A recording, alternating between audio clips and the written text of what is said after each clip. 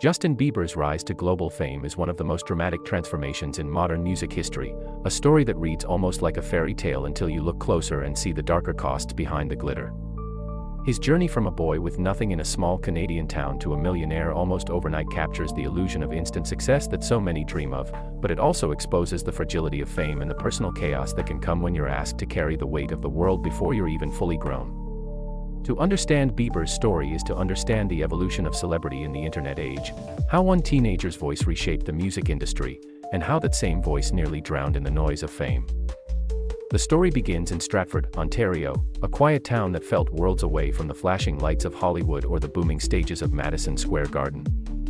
Bieber grew up with his mother, Patty Millett, who was barely out of her teens when she gave birth. Money was scarce, and life was tough, but it was also in those struggles that the seeds of resilience were planted.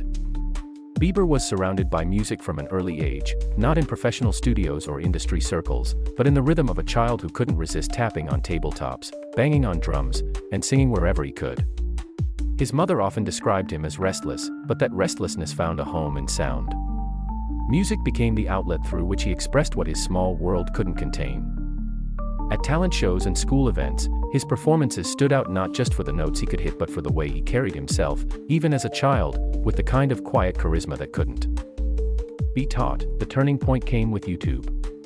In 2007, the platform was still young, still considered more of a novelty than a launchpad.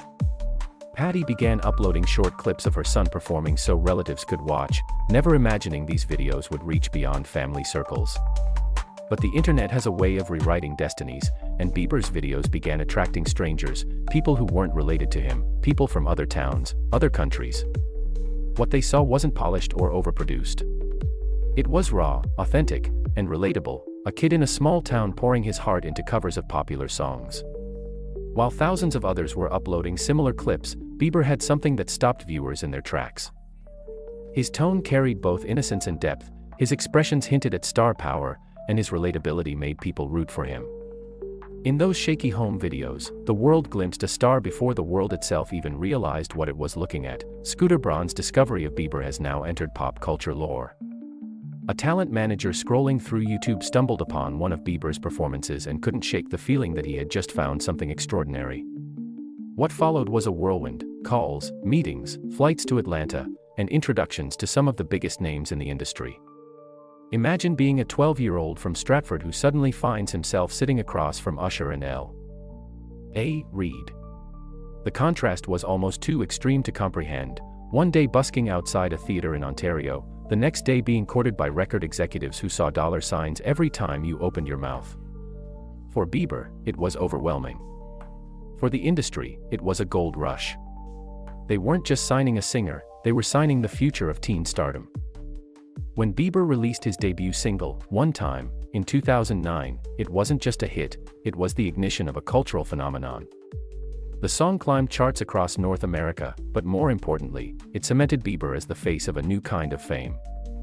His debut EP, My World, followed, breaking records as one of the highest-charting debuts ever for a new artist. What made Bieber's rise feel so overnight wasn't just the music. It was the way the internet amplified him. Twitter, YouTube, and fan forums became engines of promotion, creating a self-sustaining cycle of hype that no traditional marketing campaign could replicate. Bieber wasn't just a singer, he was a social media event.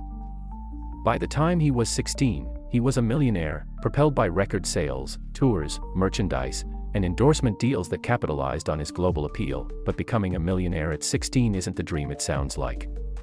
Overnight, Bieber's life transformed from modest apartments to sprawling mansions, from worrying about money to not knowing what to do with so much of it.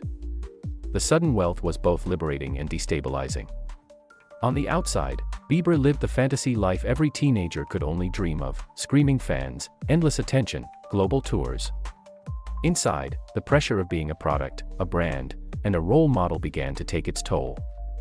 Fame had turned him into an icon. But it also trapped him in a world where every mistake was magnified, every slip broadcast to millions. The frenzy reached its peak with My World 2.0 and the release of Baby, which became one of the most recognizable songs of the decade. Bieber Fever wasn't just a catchphrase, it was a global reality. He sold out arenas across continents, broke YouTube records, and became a fixture of pop culture conversation. His face appeared on lunchboxes, posters, and perfume bottles.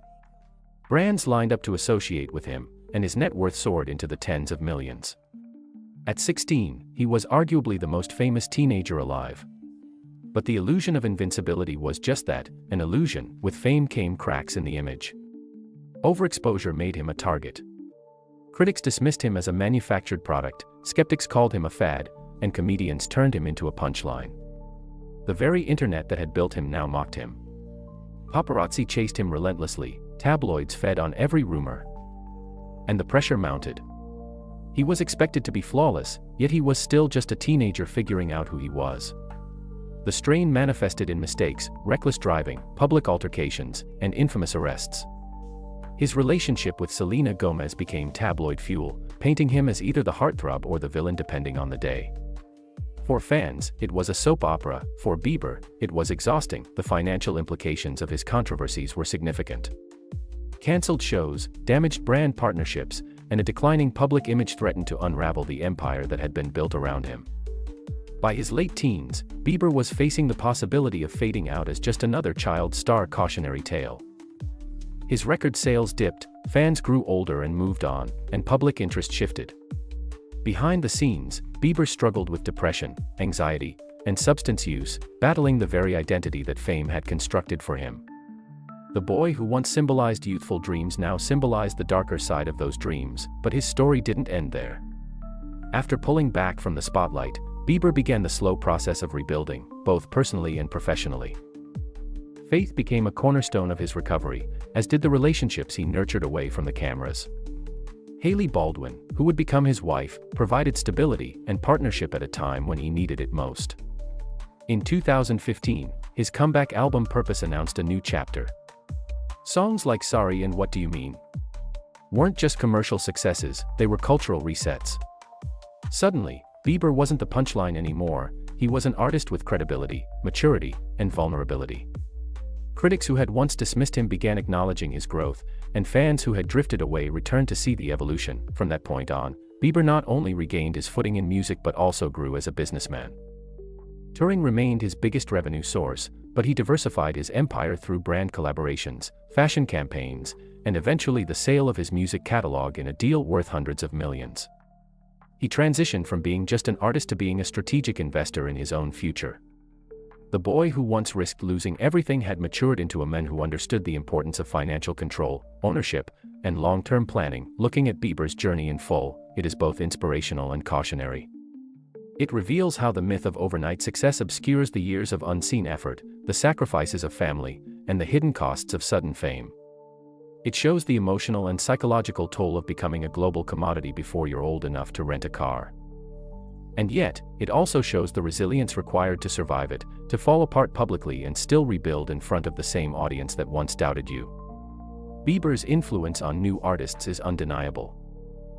Figures like Shawn Mendes, Billie Eilish, and countless others have followed paths he helped carve, using the internet as a launchpad and social media as a career tool. But his story also serves as a reminder: fame is not freedom, money is not immunity, and success without balance can feel like failure. Today, Justin Bieber stands as both a survivor and a symbol. He is a reminder that behind every viral clip, every screaming fan, and every chart-topping hit is a human being navigating pressures most of us can't imagine. His journey from zero to millionaire, from near collapse to redemption, is not just about music. It's about the cost of dreams, the fragility of youth, and the resilience needed to find balance in a world that doesn't let you grow up in peace. His life remains one of the most compelling narratives of modern fame, because it forces us to ask not just how success is achieved, but what it takes to hold onto it without losing yourself along the way.